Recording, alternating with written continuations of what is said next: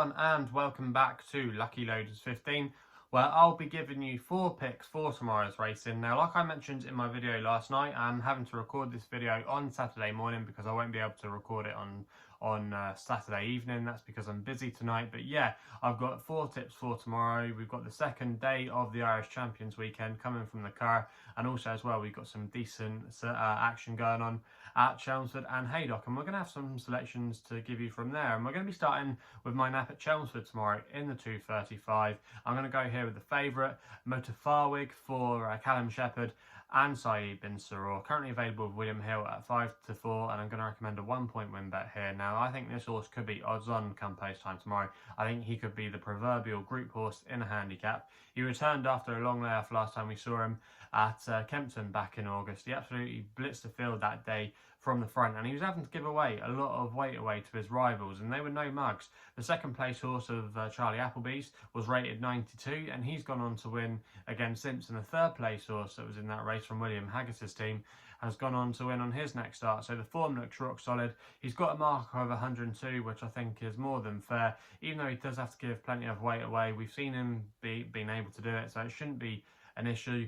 That race over at Kempton was a mile. He does have to drop back to 7 furlongs tomorrow, but I think his front running style will suit Chelmsford, no problem at all. He's got a good draw as well if he wants to go forward from stall 1. He just ticks all the boxes for me tomorrow. I just think he'll be really hard to beat, and this is the kind of horse that we sometimes see Saeed bin Saror unleash at this time of year. These horses that maybe have had 1 or 2 setbacks, but then they come back when they're a little bit older, and then they really do notch up some wins at places like Kempton and Chelmsford this time of year. We've already seen it with a few of Saeed's horses in the last couple of weeks. Had some similar types, you know, and yeah, it's definitely an angle you wanna keep in the back of your mind for this time of year. So yeah, Mutafaawig, not an original selection, but I just think he'll take all the beating, and at 5-4 there, he is a little bit of value at his price, so he's going to be my nap of the day. We then head over the Irish Sea for my next best in the 2:55. It's the flying 5 stakes there. I thought Glass Lippers was the one to be with here for Tom Eves and Kevin Ryan. Currently available at 3-1 with bookmakers generally at the moment. And I'm going to recommend a 1-point win bet here as my next best of the day. Now, this horse won this race last year and has been a real flag bearer for Kevin Ryan. Has taken him to America, where she's won over there. She's won in France. She's been a real jet setter for him and a real admirable filly. Now, I think tomorrow she's really got to go very close to winning this, because Winter Power, for me, I just question some of her form sometimes away from York. Yes, I know she won at Newmarket and Ayr as a juvenile, but I just wonder if all her best form has come at York. Obviously, it's been franked by Amaratiana, but Glass Lippers is going to be a really worthy adversary for her tomorrow. Like I say, she's already proven over the course and distance, and she always seems to get her season underway in the King George Stakes at Goodwood there, when it's normally Batash. She normally bumped into him and used to finish 2nd and 3rd, but she was definitely the horse to take out of this year's renewal at Goodwood, where she made her seasonal reappearance. She was running on really strongly at the line, didn't get the clearest of runs either.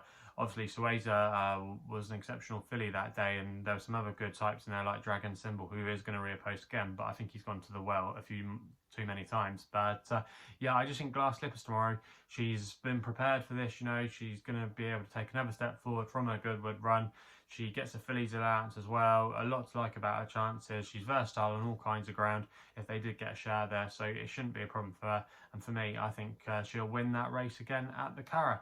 We then go to Haydock for the long shot of the day in the 4:10 with a horse called Sam's Cool, currently available at 10-1 with William Hill, who are paying 5 places on this race. I'm going to recommend a 0.5 each way selection here for William Pyle, who's able to claim 5 in this race, riding for Michael and David Easterby.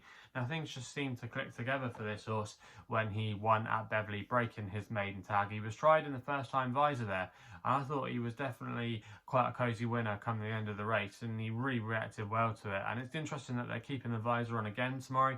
I think he'll be given a prominent ride as well by William. He was raised £4 for that win at Beverley, and I think there could be a little bit more to come off his current mark. And I just think he's going to go very close in this race tomorrow. I'm hoping he's going to be given a prominent ride. He can race up with a pace. We saw it at Haydock at the last meet, and you know you really want him to be handy. Yeah, I just think there's a lot of ticks in the boxes tomorrow for Sam's Cool. And I think at 10-1 with 5 places on offer, I'd be disappointed if he couldn't go very close in that race at Haydock. So yeah, he's going to be my long shot of the day. We then head back to the action at the Curragh for the 440 for the Irish St. Ledger, and I thought Search for the Song might be able to get a third victory in this race. That Oisin Orr and Dermot Welch is going to be one of my extra tips. Currently available with SkyBet at 11-2, who offer him 5 places. I'm going to recommend a 0.5 each way selection here.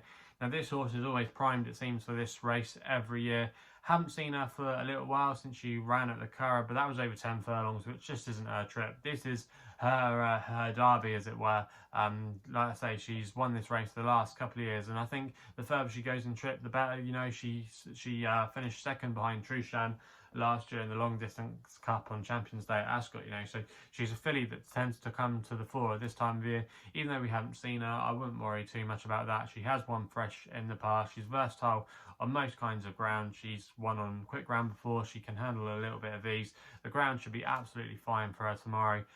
Yeah, and I don't think this is a particularly strong race, actually. She's beaten quite a few of these rivals in the past in this race. So yeah, for me, I think she's going to be very close, and she could be very hard to beat. So yeah, not again an original selection going with last year's winner, but I just thought she had obvious claims, and in the 440 there, I expect her to go very, very close. So yeah, they're going to be the 4 tips for tomorrow's racing. Let me know in the comments box below what you're going to be backing tomorrow. Also as well, if you're still enjoying these videos, remember to hit that thumbs up button and subscribe here to my YouTube channel at LuckyLoaders15. If you want to follow me on social media, my handle on Twitter is at LuckyLoader15. And if you want to find out a little bit more about myself, my website is www.chrisloaderracing.co.uk. So please game responsibly. Hopefully we can have some winners for you tomorrow. I'll be seeing you soon.